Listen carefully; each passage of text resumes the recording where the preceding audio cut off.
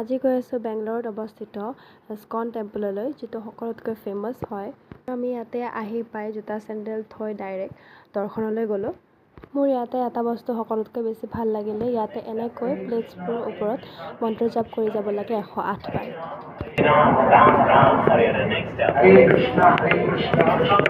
আমি দৰ্শন হৈ আহিলোঁ। ইয়াৰে বাহিৰৰ দৃশ্যটো চাওকচোন, ইমান ধুনীয়া। তাতকৈ বেছি ধুনীয়া আৰু ভিতৰৰ খণ্ডত।